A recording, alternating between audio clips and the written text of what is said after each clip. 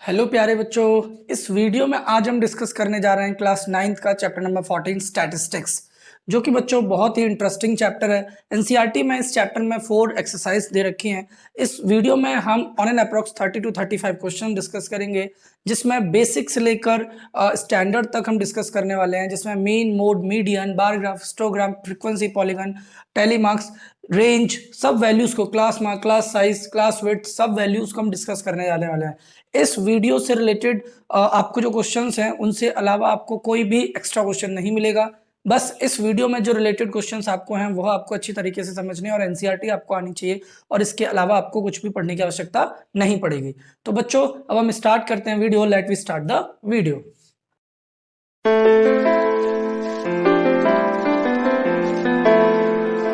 तो अब क्वेश्चन करना स्टार्ट करते हैं। क्वेश्चन नंबर 1 देखते हैं। क्वेश्चन नंबर 1 में बोला है tally marks are used to find. बच्चों, टैली मार्क्स का इस्तेमाल क्यों किया जाता है? ये जो टैली मार्क्स होते हैं इनका यूज क्यों किया जाता है? तो बच्चों, फ्रीक्वेंसी को रिप्रेजेंट करने के लिए किया जाता है। और ये भी ध्यान रखना, इसमें कितने बंच होते हैं? 4 बंच होते हैं, ठीक है ना। अगला, the difference between the highest and the lowest values of the observation. बच्चों, हाईएस्ट वैल्यू और लोएस्ट वैल्यू के बीच का डिफरेंस रेंज कहा जाता है, रेंज कहा जाता है। Third, the difference between the upper and the lower class limit. बच्चों, जैसे कोई भी क्लास लिमिट है 10 से 20, तो इसका जो डिफरेंस है वो क्या कहा जाता है? क्लास साइज कहा जाता है। क्लास साइज, क्लास विड्थ, ठीक है ना। In the class interval 10, 20, 20, 30, 20 is taken in. हमें बताना है अगर हमारे पास कोई भी एक ऑब्जर्वेशन 20 है तो उसको हम इधर रखेंगे या इधर रखेंगे? बच्चों, इधर रखेंगे। 20 से 30 के बीच में रखेंगे, in the interval 20 to 30। Remember रखना बच्चों, ये 20 यहां पर भी है और यहां पर भी है, लेकिन हम इसे लोअर लिमिट वाली क्लास में लिखेंगे, मतलब इधर लिखेंगे, ठीक है ना। लास्ट क्वेश्चन, क्वेश्चन नंबर 5 देखो बच्चों। In a frequency distribution the mid value of a class is 15। मतलब ऐसे बोल रहे हैं, जैसे आपके पास ए और बी है, तो मानो ये ए और बी 10 से 20 हो सकता है, 12 से 18, कुछ भी हो सकता है, बोल रहे हैं, लेकिन इसके बीच की वैल्यू 15 है। और बोल रहे हैं एंड द क्लास इंटरवल, और इन दोनों में जो अंतर है वो 4 का अंतर है। तो बताओ लोअर लिमिट क्या होगी? बच्चों, कॉमन सी बात है, जब ये 4 है तो इधर इधर इसे इक्वल इक्वल बांट दो। इधर कितना बांट दो? 2 बांट दो, और इधर भी 2 बांट दो। तो एक बात बताओ, 15 में 2 प्लस करोगे 17, 15 में से 2 घटाओगे 13, तो लोअर लिमिट क्या हो जाएगी? 13। और अगर अपर लिमिट पूछता तो हमसे कितनी हो जाती? 17, 17। अभी क्वेश्चन ये लैंग्वेज वाले हैं, मतलब हमें बेसिक्स को मजबूत करने के लिए हैं। इसमें न्यूमेरिकल्स भी अभी आने वाले हैं इसी वीडियो में। तो अभी तो आप 5 क्वेश्चंस को एंजॉय करो। अभी बढ़ते हैं नेक्स्ट 6th क्वेश्चन की तरफ। देखो बच्चों, अब हम बढ़ते हैं नेक्स्ट क्वेश्चन नंबर 6 की तरफ। क्वेश्चन नंबर 6 में बोला है बच्चों, the mid value of a class interval is 42। ये कुछ कुछ क्वेश्चन आपके 5th क्वेश्चन की तरह ही है। मिड वैल्यू हमें दे रखी है 42। तो बच्चों, जैसे ए है और बी है, इसकी मिड वैल्यू 42 है। हमसे बोल रहा है इफ द क्लास साइज, इन दोनों के बीच का अंतर कितना है? 10। तो बच्चों एक बात बताओ, मैंने प्रीवियस क्वेश्चन में भी आपको बताया था कि 10 में से आधा 5 तो इधर चला जाएगा और 5 इधर चला जाएगा। कहने का मतलब, बीच वाला कितना है? 42 है। तो बीच वाला अगर 42 है तो 5 प्लस कर दोगे तो 47, और 5 कम कर दोगे तो 37। तो हमसे बोल रहे हैं देन द अपर, पहले हमें अपर लिमिट बतानी है, फिर लोअर लिमिट बतानी है। पहले अपर लिमिट बतानी है। अपर लिमिट कितनी है? 47। तो 47 अपर लिमिट है और लोअर लिमिट कितनी है? 37, ठीक है ना। The number of times in a particular item occur in a given data is called. जो चीज नंबर ऑफ टाइम्स रिपीट करती है उसको बोलते हैं फ्रीक्वेंसी। कितनी बार कोई चीज रिपीट कर रही है वो फ्रीक्वेंसी। जैसे यहां पर है, जैसे मैं बोलूं 70 कितनी बार रिपीट कर रहा है, तो 70 एक बार रिपीट कर रहा है, ये उसकी फ्रीक्वेंसी है।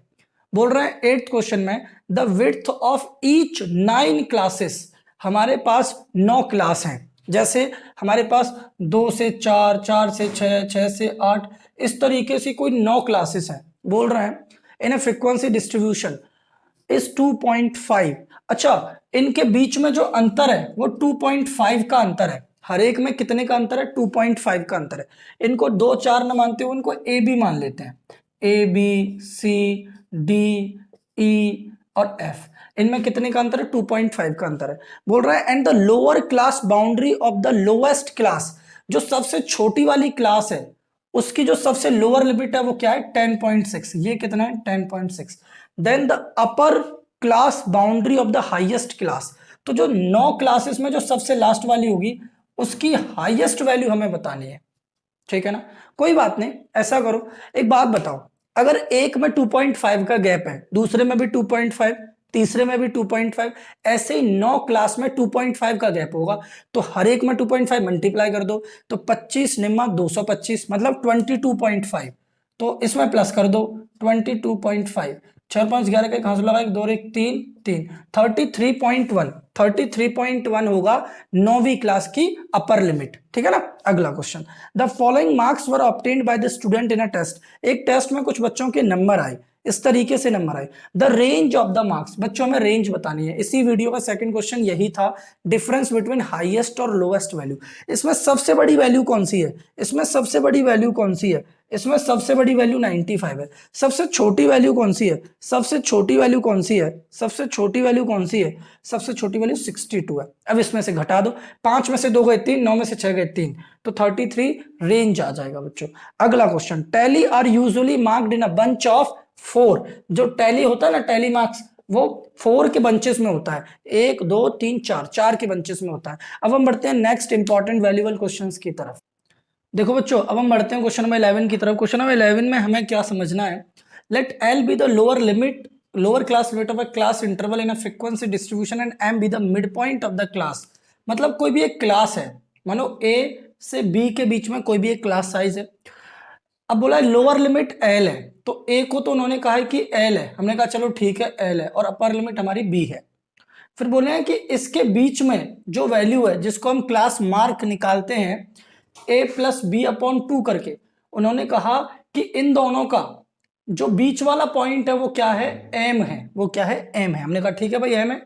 अब बोल रहे हैं बी की वैल्यू बताओ, अपर क्लास लिमिट बताओ बी की वैल्यू। कोई बात नहीं, 2 इधर मल्टीप्लाई में चला जाएगा तो क्या हो जाएगा 2m, और प्लस का एल इधर चला जाएगा तो 2m माइनस एल हो जाएगी वैल्यू। क्या कहते हो, 2m माइनस एल। अगला question, which one of the following is not the graphical representation of statistical data. कौन नहीं है, बार ग्राफ है, हिस्टोग्राम, फ्रीक्वेंसी, पॉलीगन है, लेकिन क्युमुलेटिव फ्रीक्वेंसी डिस्ट्रीब्यूशन नहीं है, ठीक है ना। इन अ फ्रीक्वेंसी डिस्ट्रीब्यूशन ऑगिव, ये बच्चों less than ogive, more than ogive class 10th में हम लोग पढ़ते हैं स्टैटिस्टिक्स में, एक्सरसाइज 4th में।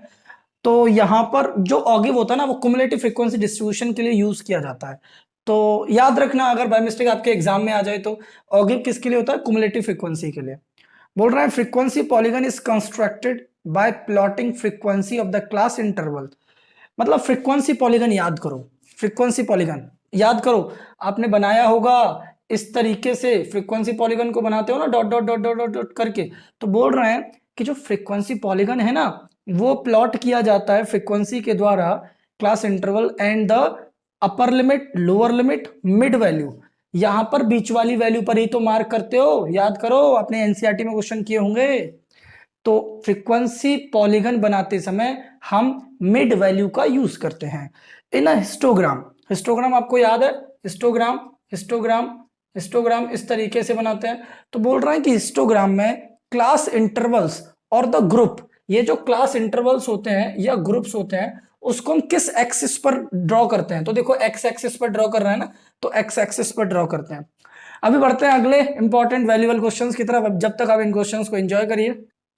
देखो बच्चों, अब हम बढ़ते हैं नेक्स्ट क्वेश्चन, क्वेश्चन नंबर 16 की तरफ। क्वेश्चन नंबर 16 में बोला है in a histogram the area of each rectangle is proportional to. बच्चों जो हिस्टोग्राम में हम अपने रेक्टेंगल्स बनाते हैं वो रेक्टेंगल किसके प्रोपोर्शनल होते हैं, क्लास मार्क के, क्लास साइज के, या फ्रीक्वेंसी या कुमुलेटिव फ्रीक्वेंसी। तो बच्चों ये फ्रीक्वेंसी के प्रोपोर्शनल होते हैं, frequency of the corresponding class interval, ठीक है ना।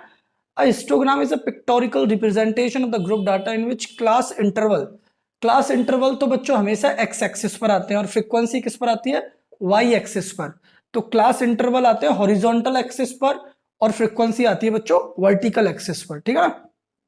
In histogram each class rectangle is constructed with base.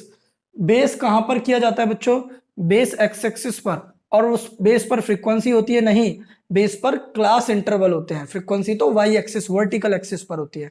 अब आगे समझो, the mean of an observation is X bar. मतलब कोई एन ऑब्जर्वेशंस हैं कोई n ऑब्जर्वेशंस है, उनका मीन कितना है x बार। हमसे कहना है if k is added to each observation, अगर हर ऑब्जर्वेशन में k ऐड कर दोगे तो मीन में क्या होगा, तो मीन में भी k ऐड हो जाएगा, बात खत्म। बच्चों ध्यान रखना, अगर आप हर ऑब्जर्वेशन में कोई सेम नंबर प्लस करते हो तो मीन में भी प्लस हो जाता है, माइनस करते हो माइनस मीन में से भी हो जाता है, मल्टीप्लाई हर एक नंबर में करोगे मीन में भी मल्टीप्लाई, डिवाइड करोगे तो मीन में भी डिवाइड। तो कहने का मतलब है अगर आप k प्लस कर रहे हो तो मीन में भी k प्लस हो जाएगा, x bar plus k। Which one of the following is not a measure of central value? Mean mode median ही होते हैं सेंट्रल टेंडेंसी के लिए, उसके अलावा और कोई नहीं होता है। तो मीन है, मीडियन है, मोड है, लेकिन कौन नहीं है, रेंज नहीं है। अब हम बढ़ते हैं कुछ न्यूमेरिकल क्वेश्चंस की तरफ, क्वेश्चन नंबर 21 की तरफ। देखो बच्चों अब हम बढ़ते हैं क्वेश्चन नंबर 21 की तरफ। क्वेश्चन नंबर 21 में बोला है the mean of an observation is x bar, each observation is multiplied by k। अभी पिछले ही क्वेश्चन में बताया था 20 या 19 क्वेश्चन में कि अगर एन ऑब्जर्वेशन का जो मीन है वो x बार है और हर ऑब्जर्वेशन में k का मल्टीप्लाई करते हो तो मीन में भी k का मल्टीप्लाई हो जाएगा। अगला question, the mean of a set of 7 numbers, आपके पास x1 x2 इस तरीके के 7 नंबर है, इनका मीन जानते हो ना, sum of all observation upon total number of observation. तो मीन कितना दे रखा है 81, ठीक है ना। अब देखो 7 इधर डिवाइड में तो इधर जाके मल्टीप्लाई में चला जाएगा, तो इन सातों नंबर्स का सम कितना हो जाएगा, 7 एकम 7 8 7 56 567। अब एक बात समझो, आपसे बोल रहा है one of the number is discarded, एक नंबर लूज हो गया, खो गया। The mean of the remaining number is 78, तो बचे कुचे जो नंबर है उनका मीन 78 है। मतलब मान के चलो 7 वाला नंबर खो गया तो हमारे पास 6 नंबर बचेंगे, 6 नंबर्स का मीन कितना दे रखा है 78, ये इधर जाके मल्टीप्लाई में चला जाएगा। तो 8 छक्के 48 का 8 पावर 4, 7 छक्के 42 और 4 42 46। तो अब हमसे कह रहे हैं कि ये बताओ जो खो गया था नंबर वो क्या था। तो एक बात बताओ, ये 7 नंबरों का सम है, ये 6 नंबरों का सम है, तो 7 नंबरों के सम में से 6 नंबरों का सम घटा दें। तो जब इसमें से इसको घटाओगे तो राइट में से राइट भी घटाओगे, तो इन 7 में से 6 नंबर घटाओगे तो एक नंबर बचेगा कि नहीं बचेगा, x7 बच जाएगा। तो जब इसमें से आप इसको घटाओगे, फर्स्ट -2 करोगे तो x7 की वैल्यू आएगी 567 में से 417 में से 8 गए तो 9, 99 आंसर आ जाएगा बच्चों आपका 99। जब 567 में से आप 468 को घटाओगे तो कितना मिलेगा 99, ठीक है ना। अगला question, for which of the number do the mean median and mode all the same value, किसका तीनों सेम आएंगे। पहला वाला देखिए, 2 और 2 4 और 4 8 और 4 12, 12/5 आपका आएगा 2.4 मीन, लेकिन मोड कितना है 2, तो ये तो ऑप्शन गलत है। मतलब मीन मोड मीडियन किसके सेम आएंगे, तो इसका तो मीन आ रहा है 2.4 लेकिन मोड 2 है। अब देखो इसका मॉड क्या है, इसका मॉड है 3, क्योंकि 3 सबसे ज्यादा बार आ रहा है। और इसका मीन कितना है, तो मीन निकालो चलो, 5 और 3 8 और 3 11 और 3 14 और 1 15/5 3, मीन भी 3 है। और मीडियन कितना है, मीडियन मतलब सबसे बीच में कौन सा नंबर है 3, तो ये तीनों वैल्यू सेम है बी वाले की। अगला question, for the set of number, ये 5 नंबर है, 12 और 5 17 और 4 21 22 23 24 25 25/5, जिसका मीन कितना है 5 और मोड कितना होगा, मोड होगा 2। मोड क्या है 2, मोड 2 है, मीन 5 है और मीडियन क्या होगा, तो मीडियन है 4। Which of the following statement is true, क्या मीन और मीडियन बराबर है, मीन 5 है, मोड मीन और मीन 5 है और मीडियन 4 है, नहीं है बराबर। क्या मीन मोड से बड़ा है, मीन 5 है मोड 2 है, जी हाँ मीन मोड से बड़ा है। अगला question, if the arithmetic mean of 5 observation is 10, इन पांचों का मीन 10 है, पांचों का मीन मतलब पांचों को प्लस करोगे तो 9 और 13 और 9 22 और 5 27 और 7 34, तो 34 + x/5 कितना है 10, तो 10 पूरे 50, तो 50 में से तुम घटा दो 34, 16 बचेगा, आंसर आ गया डी, ठीक है ना। x की वैल्यू कितनी आ जाएगी डी। तो अभी हम बढ़ते हैं नेक्स्ट क्वेश्चन की तरफ, क्वेश्चन नंबर 26 की तरफ। देखो बच्चों अब हम बढ़ते हैं क्वेश्चन नंबर 26 की तरफ। क्वेश्चन नंबर 26 में क्या बोला है कि if the mean of 5 observation is 11। इन पांचों का मीन कितना है? 11 है। तो पहले इन पांचों को प्लस कर दो। जब इन पांचों को आप प्लस करोगे और 5 से डिवाइड करोगे, 1 2 3 4 5, इन पांचों को प्लस करके 5 से डिवाइड करोगे, बच्चों मीन का फॉर्मूला यही होता है ना, पांचों को प्लस करो 5 से डिवाइड करो। और कितना दे रखा है? 11 दे रखा है। तो देखो 1 2 3 4 5, 5x प्लस 2 और 4 6 और 6 12 और 8 20। अब ये 5 इधर जाके मल्टीप्लाई में 55 हो गया, प्लस का इधर जाके माइनस हो गया, 55 में से 20 घटाओगे 35 बचेगा। x की वैल्यू कितनी हो गई? 7, क्योंकि 35 को काट दोगे 7 टाइम्स। अब एक बात बताओ, पहला नंबर 7, दूसरा 9 और तीसरा 11, पहले 3 नंबर यही होंगे ना। Then the mean of first 3 observation, अब हमें इन तीनों का मीन बताना है, ठीक है ना। ये 3 कहाँ आए? 7 7 7 रख दिया, 3 आ गए। अब इन तीनों का मीन निकालना है, तो तीनों को प्लस करके 3 से भाग कर देंगे, 11 9 20 और 7 27 बटे 3 कितना आ गया? 9। तो मीन कितना आ गया? 9 आ गया। अगला क्वेश्चन, मोड। मोड क्या होता है? जो सबसे ज्यादा बार आता है। Middle, least, most, most frequent value, जो सबसे ज्यादा बार आती है वह वैल्यू मोड कही जाती है। The following is the data of the wages per day the mode. अब देखो यहां हमें मोड बताना है, तो कौन सी संख्या सबसे ज्यादा बार आई है? 8 7 7 7 9 9 9 8। तो बच्चों 8 सबसे ज्यादा बार आई है, 7 भी आई है, 7 भी आई है। तो 1 2 3 4 7 भी आया है, और 1 2 3 4 8 भी आया है। तो बच्चों इसका 7 भी आंसर हो सकता है और 8 भी आंसर हो सकता है, दोनों ही आंसर हो सकते हैं, ठीक है ना। या फिर कोई नंबर ऐसा हो सकता है कि मिसप्रिंट हो, या एक नंबर ज्यादा बार आया हो। मतलब 8 कितनी बार है? 4 बार ही है ना, मुझे देखने में दिक्कत हो रही है। 1 2 3 4, तो 7 और 8 कोई सा भी आंसर हो सकता है यहाँ, ठीक है ना। 7 और 8 कोई सा भी आंसर हो सकता है। अगला देखो, the median of the following data, इसका बीच वाला नंबर हमें बताना है। तो मीडियन के लिए सबसे पहले हमें असेंडिंग ऑर्डर में या डिसेंडिंग ऑर्डर में लगाना पड़ता है। तो सबसे पहले ये गिनो कितने हैं? 1 2 3 4 5 6 7 8 9 10 11 12 13 14, 14 नंबर है। सबसे छोटा नंबर कौन सा है?